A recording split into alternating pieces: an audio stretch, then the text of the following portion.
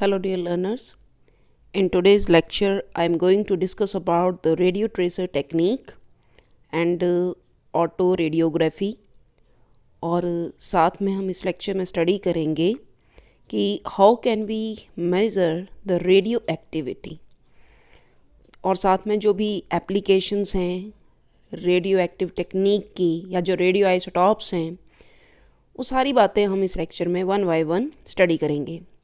So let's start with this topic, that is radio tracer technique, radiography, that is autoradiography and measurement of radio activity.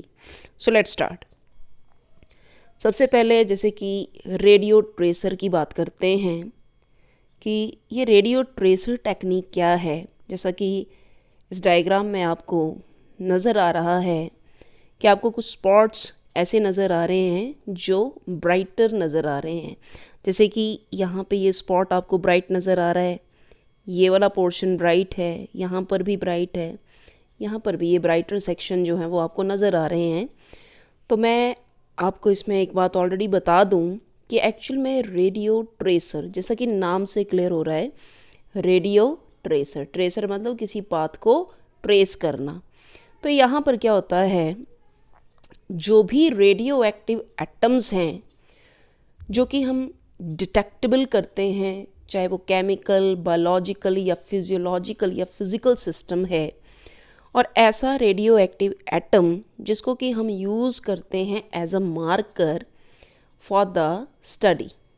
ठीक है, ताकि जैसे कि मैं आपको एक छोटा सा एग्जांपल दे दूं, जैसे कि एक पैप टेस्ट होता है कैंसर की डिटेक्शन के लिए.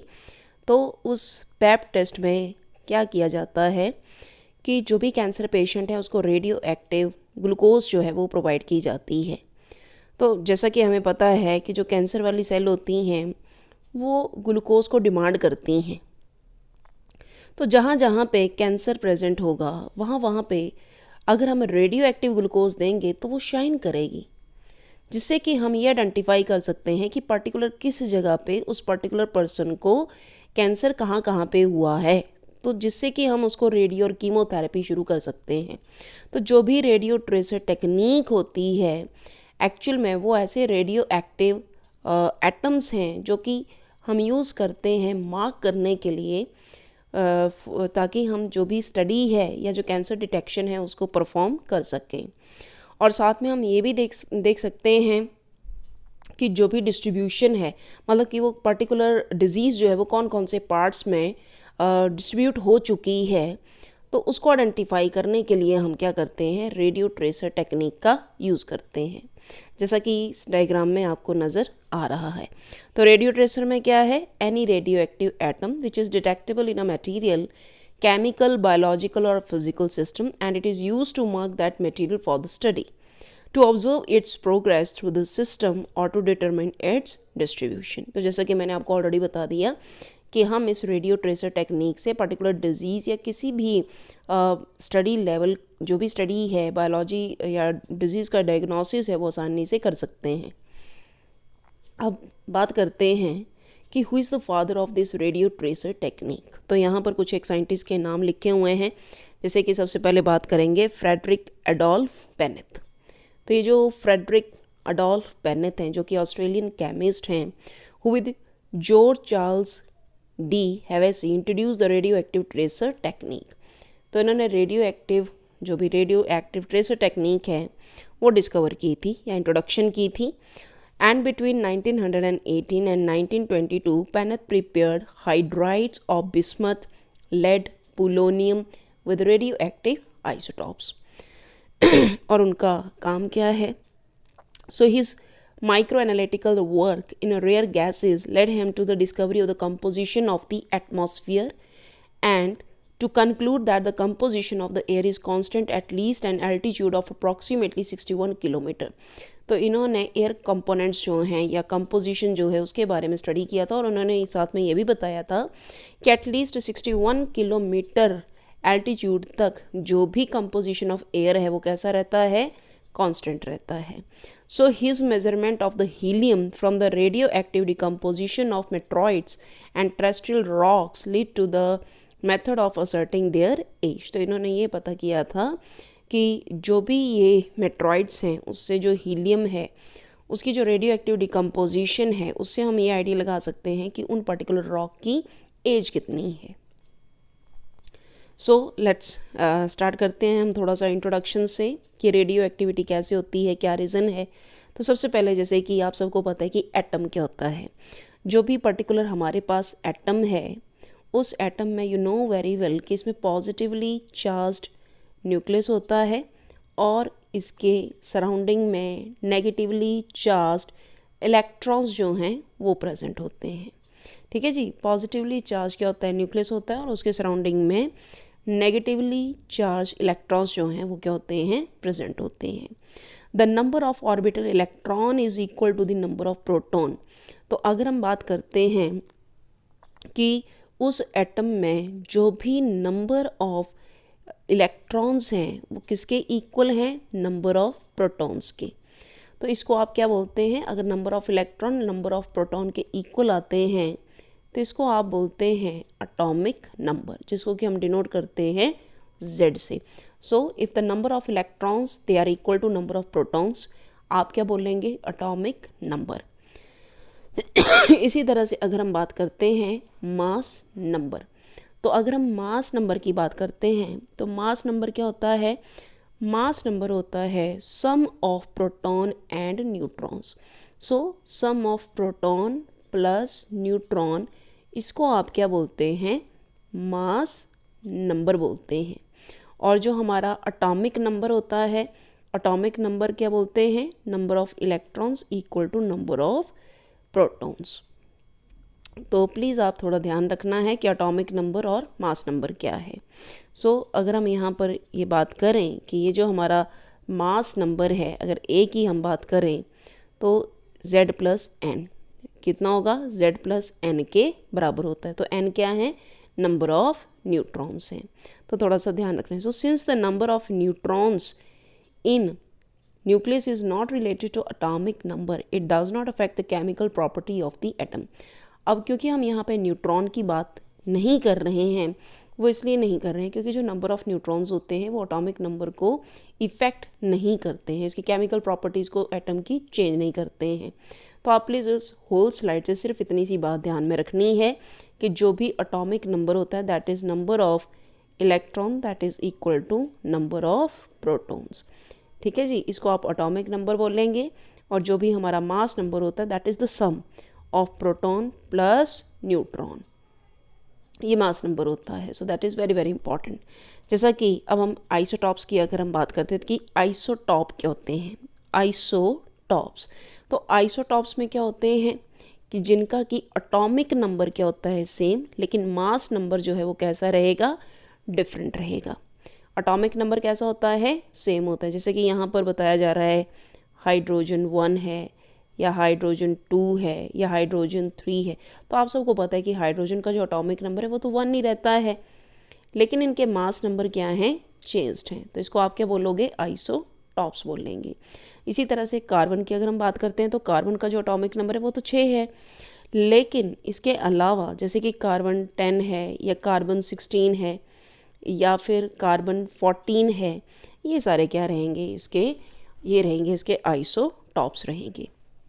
तो आप प्लीज़ थोड़ा सा ध्यान रखने की कोशिश करनी है the spontaneous degradation of the nucleus, कि जब भी न्यूक्लियस की धीरे धीरे डिग्रेडेशन होती है and transmission of one element to another with constant emission of the raise.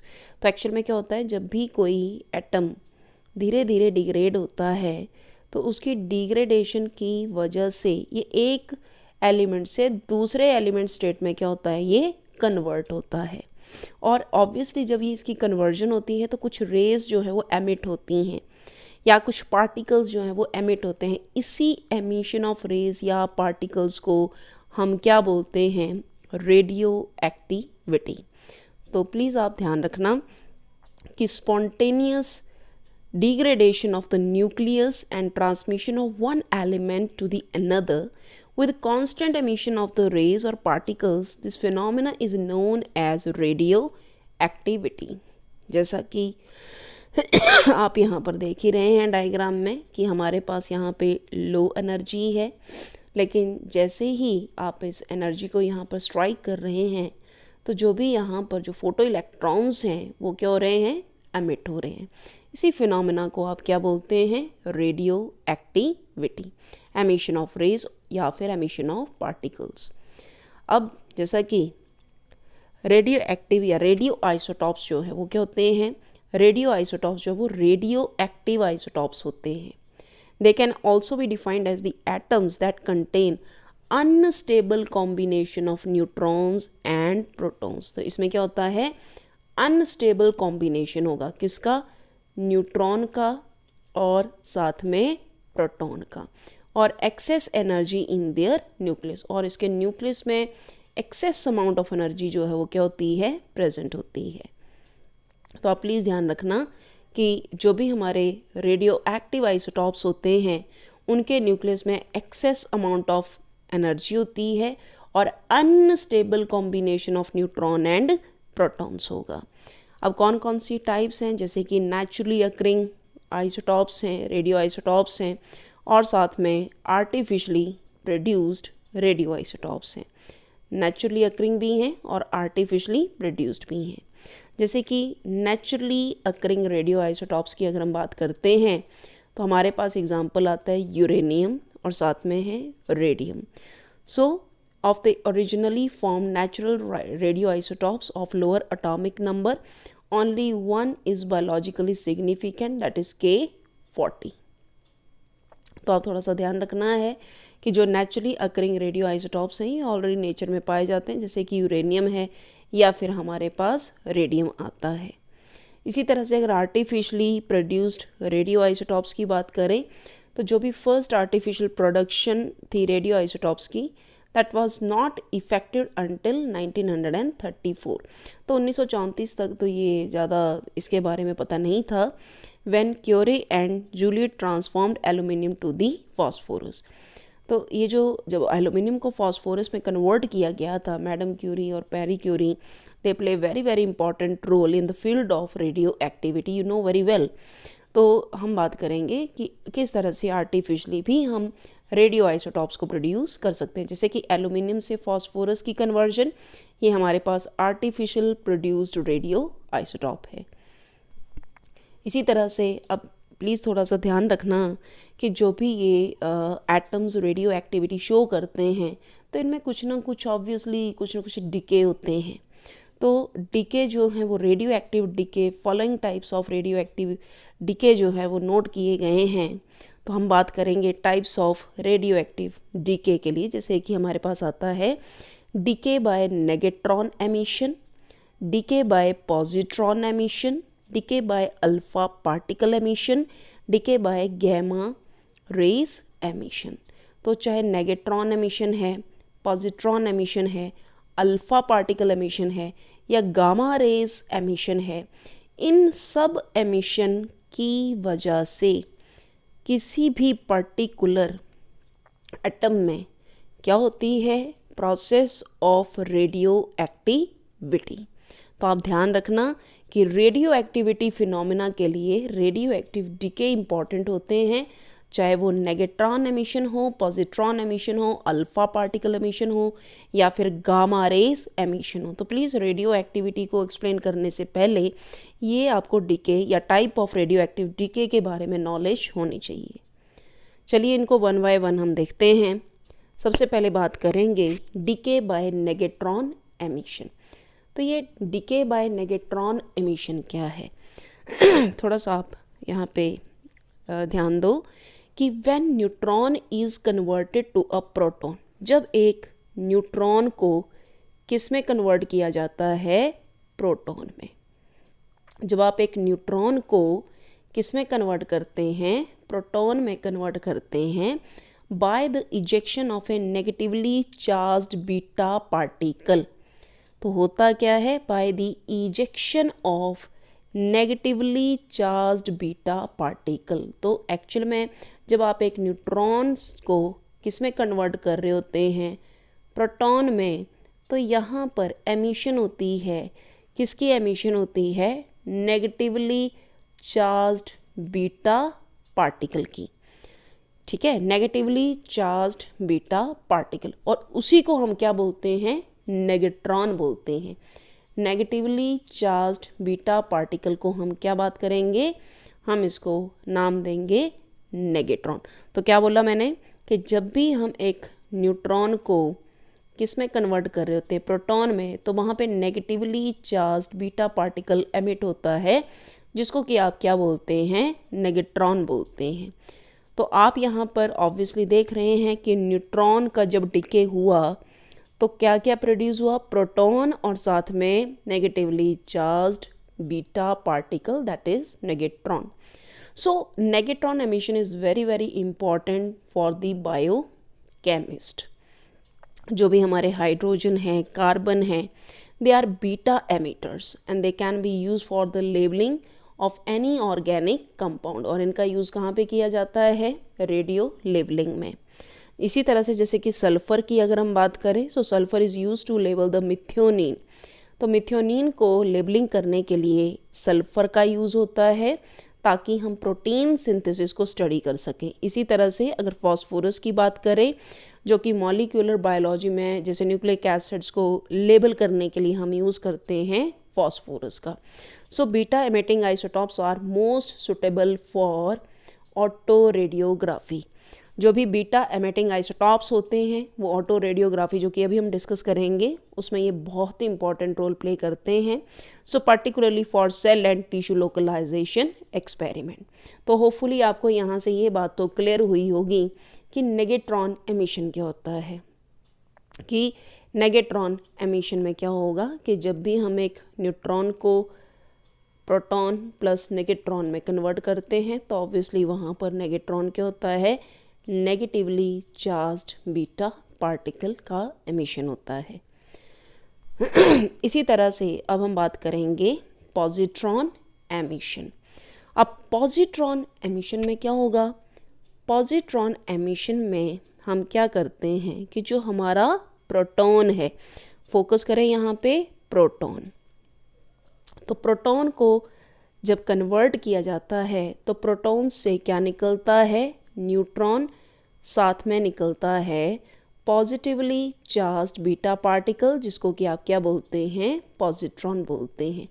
जबकि हमने प्रीवियस स्लाइड में क्या बात की थी, प्रीवियस स्लाइड में हमने न्यूट्रॉन की कन्वर्जन से प्रोटॉन प्लस नेगेट्रॉन की बात की है, जबकि यहाँ पर क्या बात कर रहे हैं कि जो भी हमारा प्रोटॉन है उस प्रोटॉन से न्यूट्रॉन और पॉजिट्रॉन जो है वो क्या हो रहा है, प्रोड्यूस हो रहा है।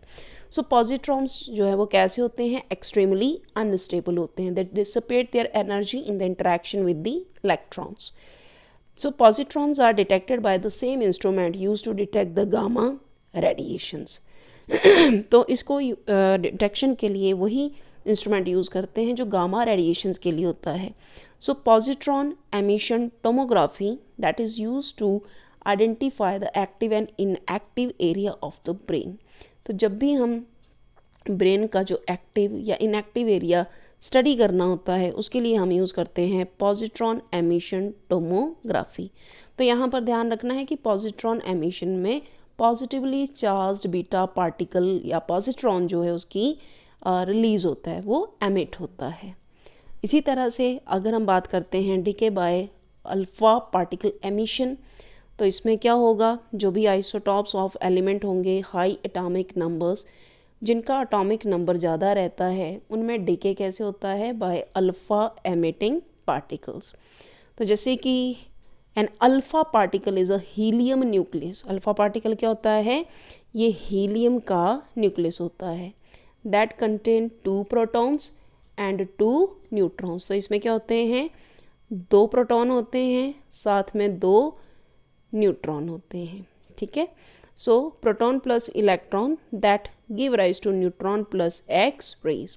सो alpha particle have high ionising power, less penetrance and are extremely toxic. Isotopes that decay by alpha particle emission are not frequently encountered in the biological work. तो जो अल्फ़ा पार्टिकल एमिशन वाले particles हैं या atoms हैं उनको हम biological work में ज़्यादा इस्तेमाल नहीं करते हैं, ठीक है, इनको हम ज़्यादा यूज़ नहीं करते हैं। इसी तरह से हम बात करेंगे गामा रेज एमिशन। तो जो भी इसमें गामा रेज एमिशन है इसमें क्या होगा, gamma rays result from transformation in the nucleus of an atom in contrast to the X rays and frequently accompanying alpha and beta particle emission।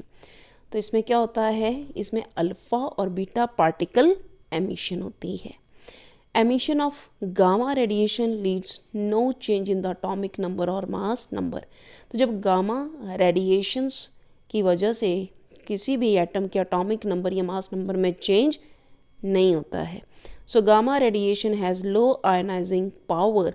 अब ionising power तो इनकी कम होती है लेकिन they have very high penetration. तो penetration जो है वो क्या रहेगी इनकी ज़्यादा, लेकिन आयनाइजिंग पावर जो है वो कैसी होती है, इसकी कम होती है। तो ध्यान रखना है आपने कि जो भी हमारे पास गामा रेज हैं ये कैसे होती हैं, कैसे प्रोड्यूस होती हैं, from transformation in the nucleus of an atom. ठीक है, कैसे होगा, ट्रांसफॉर्मेशन होगी, किस में होगी, न्यूक्लियस ऑफ एन एटम। और फ्रिक्वेंटली क्या होता है इसमें, अल्फा एंड बीटा पार्टिकल का एमिशन होता है। तो होपफुली आपको ये डीके जो हैं ये समझ आए होंगे। इसी तरह से यहाँ पर हम बात कर रहे हैं half life of radio isotopes. तो हाफ लाइफ क्या होती है रेडियो आइसोटॉप्स की, हाफ लाइफ का मतलब होता है time period which is required for radionuclide to decay to 1/2 of the amount originally present। तो 1/2 अमाउंट को डिके करने के लिए, 1/2 तक अमाउंट को डिके करने के लिए कितना समय लगता है, उसी को हम क्या बोलते हैं, उस टाइम पीरियड को हम क्या बोलते हैं, half life of radio isotopes. तो यहाँ पे T half is equal to 0.693 divided by lambda. Lambda क्या होता है इसमें, decay constant, which is a characteristic of the given isotope decaying in a unit time. तो अगर आप ये टेबल साइड में देखें तो इस टेबल में हमारे पास जो भी न्यूक्लियड हैं और उनका हाफ लाइफ जो है वो यहाँ पर बताया गया है।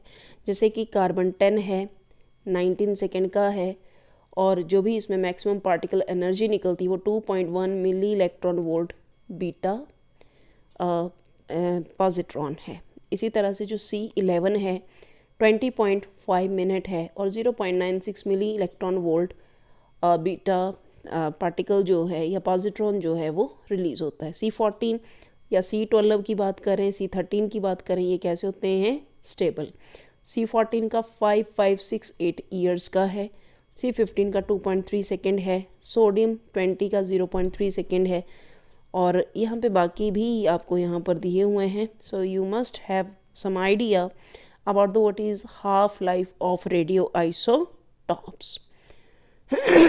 इसी तरह से अब हम बात करेंगे यूनिट ऑफ रेडियो एक्टिविटी, कि जो भी हमारे पास रेडियो एक्टिविटी है इसके यूनिट्स क्या होते हैं। तो इसके यूनिट्स होते हैं बैक्यूरल।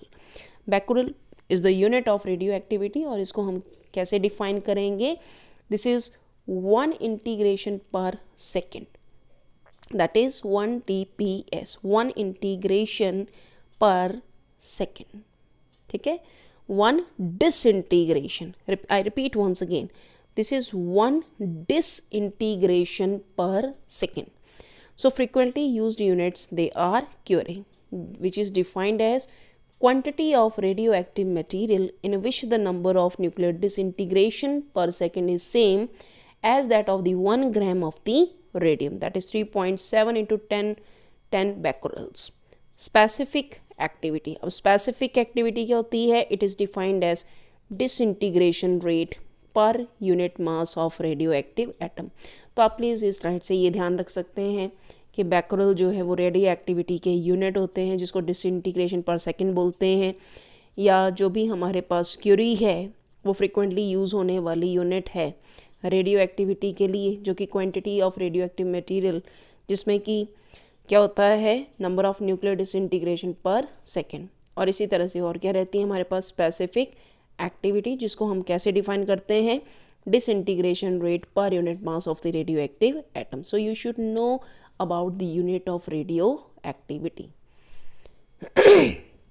इसी तरह से कुछ एक रेडियो आइसोटॉप्स और जो भी इनके हाफ लाइफ और सिग्निफिकेंट रेडिएशंस हैं वो यहाँ पर दिए गए हैं। जैसे कि सोडियम 22 है, इसका 2.6 ईयर हाफ लाइफ है और इसका जो भी सिग्निफिकेंट रेडिएशन है वो 0.54 मिली इलेक्ट्रॉन वोल्ट पॉजिट्रॉन है, साथ में 0.51 या 1.27 मिली इलेक्ट्रॉन वोल्ट गामा है। सो इसमें जो भी पोटेंशियल है for high beta and gamma dose rate के लिए। बाकी आयरन 55, कोबाल्ट 57, कोबाल्ट 60, निकल 63, स्ट्रॉन्शियम 19, सीजियम 137, पोलोनियम 210, रेडियम 226 और एमरीसियम 241 के बारे में दिया है। इनके हाफ लाइफ, सिग्निफिकेंट रेडिएशन और जो भी कमेंट्स हैं वो साथ में दिए गए हैं। इसी तरह से आप यहाँ पर देखें तो कुछ एक रेडियो आइसोटॉप्स जैसे कि कार्बन 14 सारे ही जानते हैं। इसी तरह से टेक्नीटियम है 99, कोबाल्ट 60 है, सीजियम 137 है, पोलोनियम 210 है, स्ट्रॉन्शियम 90 है, इरिडियम 192 है, क्रोमियम 51 है, थैलियम 201 है, रेडियम 226 है, एमरीशियम 241 है, प्लूटोनियम जो है 238 है, अमेरिशियम 241 है, प्लूटोनियम 238 है, गैलियम 67 है या लुटीशियम 177 है, पोटाशियम 40, थोरियम है, कॉपर 64 है, क्लोरीन 36 है, आयोडीन 131 है, ट्रीटियम है, आयोडीन 125 और आयोडीन 123 है। तो इस चार्ट से आप कम से कम ये आइडिया लगा सकते हैं कि कौन कौन से हमारे पास जो भी ये मेटल्स हैं या मटेरियल हैं उनके कौन कौन से रेडियो आइसोटॉप्स हैं। इसी तरह से अब हम मोस्ट इम्पॉर्टेंट कॉन्सेप्ट की यहाँ पर बात करेंगे कि जो भी, वैसे तो मैंने आपको बताया कि रेडियो एक्टिविटी का रीज़न क्या होता है, डीके, चाहे वो गामा डीके है, चाहे नेगेट्रॉन है, पॉजिट्रॉन है या अल्फ़ा है या गामा रेडिएशन है। लेकिन अब हम बात करेंगे कि जो भी detection and measurement of radio activity है वो कैसे की जाती है, कि जो भी डिटेक्शन और मेजरमेंट है रेडियो एक्टिविटी की वो कैसे करेंगे। जैसे कि हमारे पास आती है auto radiography, gas ionisation detector, साथ में आता है fluorescent scintillation. Very very important, auto radiography, gas ionisation detector और साथ में है हमारे पास fluorescent scintillations. So they are the basis to detect and measure the radio activity in clinical laboratory. तो प्लीज़ आपने ध्यान रखना है कि अगर आपको पेपर में पूछा जाएगा कि जो भी हमारे पास डिटेक्शन या मेजरमेंट है रेडियो एक्टिविटी की वो हम कैसे करते हैं, तो आपको पता होना चाहिए कि ऑटो रेडियोग्राफी है, गैस आयनाइजेशन डिटेक्टर्स हैं और साथ में हम लेते हैं फ्लोरिसेंट स्किंटिलेशन। तो जैसे कि सबसे पहले ऑटो रेडियोग्राफी। ऑटो रेडियोग्राफी में क्या होता है, दरअसल जो ऑटो रेडियोग्राफी होती है that is a photographic emulsion.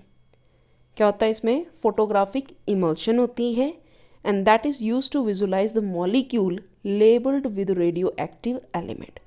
और इसका मेन काम क्या होता है कि इस फोटोग्राफिक इमल्शन में हम क्या करते हैं कि जो भी मॉलिक्यूल जिसको कि हमने रेडियो लेबल किया होता है उसकी रेडियो एक्टिविटी को हम क्या कर सकते हैं, विजुलाइज कर सकते हैं। So the emulsion consist of large number of silver halide. जो भी हमने ये इमल्शन ग्राफिक इमल्शन लिया होता है इसको हम कोटिंग करवाते हैं सिल्वर हलाइड क्रिस्टल से which are embedded in a solid phase such as gelatin. और ये सिल्वर हलाइड क्रिस्टल्स किस में डाले होते हैं हमने, जिलेटिन में। So as energy from radio active material dissipated in the emulsion, जैसे ही जो रेडियो एक्टिव मटीरियल है वो डिसिपेट होगा या रिलीज़ होगा, so silver halide become negatively charge. जैसे मान लो हमने ये रेडियो एक्टिव कंटेंट मटेरियल जो वो यहाँ पे डाला है, जैसे ही रेडियो एक्टिविटी शो करेगा तो इस फोटोग्राफिक इमल्शन के ऊपर जो सिल्वर हैलाइड लगा होता है वो सिल्वर हैलाइड जैसे ही ये रेडियो एक्टिव एमिशन देगा तो जो सिल्वर हैलाइड है ये कैसा हो जाता है, नेगेटिवली चार्ज। जैसे नेगेटिवली चार्ज होगा और ये किस में रिड्यूस हो जाता है, मेटालिक सिल्वर में, तो इसका कलर क्या हो जाएगा, obviously change. So these silver grain cause blackening of the film. तो जो भी आप यहाँ पर जो इमल्शन देख रहे हैं, अब जो इसका कलर होगा वो कैसा हो जाएगा, ब्लैक। कैसा हो जाएगा, black. And after removal of the fixtures remained silver halide. तो यही चीज़ें जो है वो हम इसमें देखेंगे ऑटो रेडियोग्राफी में। तो ये आपने थोड़ा सा ध्यान रखना है कि व्हाट इज़ ऑटो रेडियोग्राफी, की जो फोटोग्राफिक इमल्शन लेते हैं जिसको कि हमने सिल्वर हैलाइड क्रिस्टल्स डाले होते हैं, और किस तरह से ये जो सिल्वर हैलाइड क्रिस्टल हैं जैसे रेडियो एक्टिविटी किसी सब्सटेंस की देखी जाएगी तो ये किस में कन्वर्ट होते हैं, मेटालिक सिल्वर में। इसी तरह से जैसे कि गैस आयनाइजेशन डिटेक्टर की हम बात कर रहे हैं, तो डिटेक्टर जो होता है उसको हम फिलअप करते हैं विद गैसेस या फिर gaseous mixture. They are design to capture and measure the ions produced by the radiation within the detector. So excitation and ionisation produce a pulse of current. तो जो भी हमारे पास gas field detector होता है that is use to measure the radio activity, जैसे कि हम use करते हैं आयोनाइजेशन चैम्बर, प्रोपोर्शनल काउंटर और जीजर मुलर काउंटर या गीगर मुलर काउंटर। तो गैस आयनाइजेशन डिटेक्टर में हम क्या करते हैं कि जो भी हमारे पास डिटेक्टर्स होंगे उन डिटेक्टर्स को हम फिल करते हैं विद गैस। जो भी हमारा डिटेक्टर होगा उस डिटेक्टर को हम फिलअप करेंगे with the help of gas या फिर गैशियस मिक्सचर। ठीक है, तो इसमें हमने क्या डाला होता है, गैशियस मिक्सचर जो है वो डाला होता है। इसी में जो आयंस प्रोडक्शन होती है, जैसे हम रेडिएशन डालते हैं और इसमें क्या बनते हैं, आयंस की प्रोडक्शन होती है, वो आयंस कहाँ पे डिटेक्ट होंगे, डिटेक्टर पर, जिससे कि हमें पता चलता है कि कितनी रेडियो एक्टिविटी जो है वो शो हो रही है। तो हम क्या क्या यूज़ करते हैं, जो भी हमारे पास गैस फील्ड डिटेक्टर्स मेजरमेंट के लिए यूज़ होते हैं उसमें हम आयनाइजेशन चैम्बर आ जाएगा, प्रोपोर्शनल काउंटर आता है, साथ में आता है हमारे पास जीजर मुलर काउंटर या जीएम काउंटर। जैसे कि आप यहाँ पर ये ब्लॉक डायग्राम जो है वो आपको जीजर मुलर काउंटर या गीगर मुलर काउंटर, जैसा भी आप इसको प्रोनाउंस करना चाहते हैं, उसका नज़र आ रहा है। तो आप यहाँ पर ज़रा ध्यान से देखिए कि ये क्या है, शील्ड है। ठीक है, और इस शील्ड में आप देख रहे हैं कि यहाँ पर हमने रेडियो एक्टिव मटेरियल जो है वो क्या किया है, प्लेस किया हुआ है। अब यहाँ पर आप देख रहे हैं कि ये हमारे पास क्या है, ये हमारे पास जीएम ट्यूब है, और यहाँ पे ये डिटेक्टर जो है, ये यहाँ पे मेटल जो है वो आपको नज़र आ रही है जो यहाँ पर दिया हुआ है। अब ये जो जीएम ट्यूब है इसको हम किस तरह से अटैच करें, एक तरफ से हम ऑब्वियसली प्रोवाइड करेंगे पावर सप्लाई, और साथ में ये कहाँ पे डिटेक्शन दी जा रही है, विद एम्पलीफायर एंड डिस्क्रिमिनेटर है, साथ में स्केलिंग यूनिट है, साथ में मैकेनिकल रजिस्टर है। तो यहाँ पर हम टाइमर और यहाँ पर हम क्या प्रोवाइड कर रहे हैं, पावर सप्लाई। तो जो भी हमारे पास ये है, हमारे पास जीएम डिटेक्टर असेंबली। तो ऑब्वियसली जो भी हमने ये रेडियो एक्टिव कंटेंट यहाँ पे रखा होगा, उस रेडियो एक्टिव कंटेंट से जो भी रेडिएशंस आएंगी उन रेडिएशंस को जो भी डिटेक्टर है वो क्या करेगा, डिटेक्ट करेगा। जो तो इसका मतलब जो भी हमारे पास ये जीएम डिटेक्टर असेंबली है इसमें हम इस रेडियो एक्टिव कंटेंट को क्या करेंगे, प्लेस करेंगे, और यहाँ पे जो भी सेंसिटाइजेशन होगी वो दरअसल यहाँ पे रीड आउट की जाएगी, और टाइम वगैरह जो है वो हम ऑलरेडी इसमें सेट करके रखेंगे कि कितने समय में हम वो सारी रेडियो एक्टिविटी जो है उसको नोट करना है। इसी तरह से अब हम बात करेंगे फ्लोरेसेंट स्किंटिलेशन। तो स्किंटिलेशन प्रोसेस में हम क्या करते हैं, हम देखते हैं कि radiation causes excitation and ionization of the fluorescent material. तो जो भी हमारे पास फ्लोरेसेंट मटेरियल होगा, हम इसमें देखते हैं कि जो भी रेडिएशंस हैं वो किस तरह से इसमें एक्साइटेशन या आयनाइजेशन जो है वो कॉज कर रही हैं इस फ्लोरेसेंट मटेरियल की। The absorb energy produces a flash of light. तो जो भी एनर्जी एब्जॉर्ब होगी यहाँ से क्या प्रोड्यूस होती हैं, फ्लैशेस ऑफ लाइट, उसी को हम नोट करते हैं। So the principal type of scintillation detector which are very very important in clinical laboratories, कौन कौन से हैं, एक आता है हमारे पास sodium iodide crystal scintillation detector, that is sodium iodide crystal scintillation detector, और दूसरा हमारे पास आता है ऑर्गेनिक लिक्विड स्किंटिलेशन डिटेक्टर। तो इसमें हम, जैसा कि मैंने आपको बताया कि फ्लोरेसेंट मटेरियल होगा और जो भी फ्लोरिसेंट मटेरियल है उससे हम देखते हैं, उसमें एनर्जी को प्रोवाइड करके हम देखते हैं कि कितनी ज़्यादा स्किंटिलेशन, कितनी ज़्यादा फ्लैशेस ऑफ लाइट जो वो इससे निकल रही हैं। तो हम कौन कौन सा यूज़ करेंगे? Sodium iodide crystal scintillation detector और साथ में ऑर्गेनिक लिक्विड स्किंटिलेशन डिटेक्टर। अब एप्लीकेशन है रेडियो आइसोटॉप्स की बायोलॉजिकल साइंस में। क्या क्या फ़ायदे हैं रेडियो आइसोटॉप्स को यूज़ करने के? जैसे कि जो भी मेटाबॉलिक पाथवेज होते हैं, जैसे प्लांट्स में भी आपको पता है C3 पाथवे है, या उसको डायग्नोज करने के लिए, उसको आइडेंटिफाई, कैल्विन साइकिल को आइडेंटिफाई करने के लिए हम रेडियो एक्टिव C14 का यूज़ करते हैं। सबसे पहला इम्पॉर्टेंट रोल तो ये है, to trace the metabolic pathways. Mixing radio-labeled substrate and sample of the experimental material and collection of the sample at various time, extraction and separation of the products by chromatography.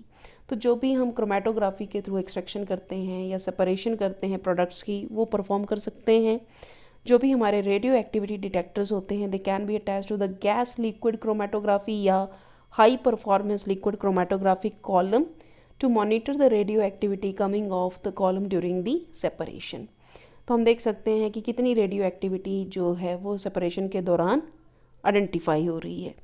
इसी तरह से जो भी हमारे पास crabs cycle है या TCA cycle है, उसमें हम जो भी fate of individual carbon atom है या C14 एसीटेट है, उसको हम स्टडी कर सकते हैं थ्रू रेडियो एक्टिव या रेडियो आइसोटॉप्स। इसी तरह से जो भी हमारे रेडियो आइसोटॉप्स हैं वो मैकेनिज्म ऑफ या रेट ऑफ एब्जॉर्प्शन है या एक्युमुलेशन है, ट्रांसलोकेशन है in organic compounds in the animal, उसको हम स्टडी कर सकते हैं। जो भी रेडियो लेबल्ड ड्रग्स होती हैं वो यूज़ होती हैं फार्मोकाइनेटिक स्टडीज़ में, मतलब कि साइट ऑफ एक्युमुलेशन या साइट ऑफ या रेट ऑफ मेटाबॉलिज्म या मेटाबॉलिक प्रोडक्ट्स को नोट करने के लिए। जो भी रेडियो आइसोटॉप्स होते हैं, they play very very important role in the study of mechanism of enzyme actions, और साथ में जो लाइगेंड बाइंडिंग जो मेम्ब्रेन रिसेप्टर्स है, ये भी हम स्टडी कर सकते हैं। जो भी हमारे पास आइसोटॉप डाइल्यूशन एनालिसिस है प्लाज्मा वॉल्यूम का, या टोटल बॉडी वाटर या एक्स्ट्रा सेलुलर फ्लूइड वॉल्यूम है, या RBC सेल वॉल्यूम है, टोटल एक्सचेंजेबल सोडियम है, उसको भी हम मेजरमेंट दे सकते हैं।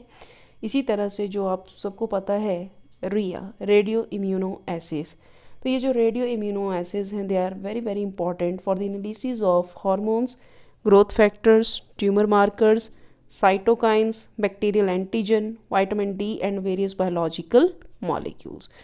इसी तरह से जो भी हमारे पास कुछ एक ऐसे रेडियो आइसोटॉप्स हैं जो हम डायग्नोसिस में यूज़ करते हैं, चलिए देखते हैं कौन कौन से हैं। जैसे कि मैं आपको बता दूं, रेडियो एक्टिव आयोडीन। तो ये जो रेडियो एक्टिव आयोडीन है, that is Uptake and imaging. तो इससे हमें जो भी थायराइड फंक्शनैलिटीज़ हैं या जो भी नोड्यूल्स हैं या जो भी थायराइड ग्लैंड या जो मेटास्टैटिक पोकाई है, उसको हम स्टडी कर सकते हैं। जो आयोडीन 131 है, ये थायराइड कैंसर इमेजिंग और मैनेजमेंट में यूज़ होता है। इसी तरह से जो हमारे पास आयोडीन 123 है, वो थायराइड स्कैनिंग में यूज़ होता है। So that is also use to detect the malabsorption of the vitamin B12। Thallium 201, तो थैलियम 201 क्या है? Detection of iodine 131 negative metastatic thyroid cancer या lesions body total body scan जो है वो हम परफॉर्म कर सकते हैं। इसी तरह से जो जीनोन 133 है, that is useful in lung function tests and it is all lung function test, sorry, जो भी जीनोन 133 है, that is very very important in lung function test and it is useful in diagnosis of the malfunctioning of the lung ventilation. इसी तरह से जो iodine 133 है, that is iodohupric acid, that is very very useful in the diagnosis of kidney infections या kidney blockage, या जो भी दो किडनी के बीच में जो भी डिसफंक्शनिंग या इम्बैलेंस चल रहा है, उसको हम डिटेक्ट कर सकते हैं। So these are the very very important functionalities and role of radioisotopes in diagnosis. इसी तरह से थेराप्यूटिक यूजेस क्या हैं रेडियो आइसोटॉप्स के? जैसे कि मैंने आपको बता दिया कि जो रेडियो आइसोटॉप्स हैं, they play very very important role in the management of the malignancies. जो भी ट्यूमर टिश्यूज़ हैं which can be attacked by the beam of the radiations. इसी तरह से थायराइड कैंसर में जो 131 आयोडीन है उसको यूज़ किया जाता है। जो टेलीथेरेपी है उसमें 16 cobalt that is the source of radiation. Radiation occur from a distant source. Radio active material जो है उसको हम क्या करते हैं, बॉडी में इम्प्लांट करते हैं in the form of beads और नीडल्स, या फिर हम इसको अप्लाई करते हैं एज अ सरफेस एप्लीकेंट। इसी तरह से जो रेडियम रॉड्स होती हैं that is very very important in the treatment of the cervical cancer. तो रेडियम रॉड्स को हम सर्वाइकल कैंसर की ट्रीटमेंट के लिए क्या करते हैं, यूज़ करते हैं। और जो रेडियो आइसोटॉप्स हैं वो वेरियस टाइप जो कैंसर्स हैं उनको स्टडी में बहुत इंपॉर्टेंट रोल प्ले करते हैं। So that is the therapeutic uses of the radio isotopes. इसी तरह से फास्फोरस 32 है, जैसे कि it play very very important role in surface applicants and जैसे कि जो भी हमारे पास स्क्वैमस सेल कार्सिनोमा है या सुपरफिशियल एंजियोमास है या माइकोसिस या फंगोइडिस है उसको हम स्टडी कर सकते हैं। इसी तरह से बोरॉन 10 न्यूट्रॉन इरिडिएशन जो है उनको हम यूज़ करते हैं। जो भी फैटल ब्रेन ट्यूमर्स है जैसे कि ग्लियोब्लास्टोमा मल्टीफॉर्मिस है उसके लिए हम यूज़ कर सकते हैं। इसी तरह से जो गोल्ड 48 है that is very very important in the treatment of malignancy of the pleural and peritoneal effusions। Yttrium 90 ये साइनोवेक्टोमी में बहुत इंपॉर्टेंट, या फिर जो अर्थराइटिस है या हीमोफेलिक्स हैं उसकी ट्रीटमेंट में इम्पॉर्टेंट रोल प्ले करता है। तो ये सारा हमने स्टडी किया है about the applications of the radio isotopes. अब जो नेक्स्ट टेक्निक इसमें आती है हमारे पास मेज़रमेंट ऑफ रेडियो एक्टिविटी, वो आती है हमारे पास ऑटो रेडियोग्राफी। तो अगर हम ऑटो रेडियोग्राफी की बात करते हैं, ये लेक्चर थोड़ा सा लेंथी हो जाएगा तो चलिए इसको हम यहीं तक इसको पार्ट 1 में कवर अप करते हैं कि आई होप इसको स्टडी कर ही लेते हैं, नहीं तो थोड़ा सा लेंथी हो जाएगा। तो कोई बात नहीं, हम देखते हैं कि ऑटो रेडियोग्राफी क्या है या जो भी है, या फिर ऐसा करते हैं इसको पार्ट 2 करके जो है वो एनालाइज करते हैं। अदरवाइज़ जो लेक्चर है जो वीडियो वो काफ़ी लेंथी हो जाएगा। तो ऑटो रेडियोग्राफी को नेक्स्ट लेक्चर में क्या करते हैं, कवर अप करते हैं। तो क्योंकि थोड़ा सा समय लगेगा इसको स्टडी करने के लिए, मेज़रमेंट के लिए, so let's talk about this auto radiography in the next section. So hopefully आपको आज के टॉपिक में कम से कम ये तो समझ आया होगा कि रेडियो एक्टिविटी क्या होती है, रेडियो आइसोटॉप्स कौन कौन से हैं, और जो भी हम मेज़रमेंट करते हैं रेडियो एक्टिविटी की उसके लिए कौन कौन सी मेथोडोलॉजीज़ वगैरह जो हैं वो यूटिलाइज़ होती हैं। तो बाकी का जो सेक्शन है वो पार्ट 2 करके जो है उसको हम क्या करेंगे, एक्सप्लेन करेंगे। So thank you so much for watching this lecture. और जो भी PDF है इस लेक्चर का वो आपको डिस्क्रिप्शन बॉक्स में मिल जाएगा। So thank you so much for watching this lecture. अब ऑटो रेडियोग्राफी जो है वो हम पार्ट 2 में क्या करेंगे, कवर अप करेंगे। So thank you so much.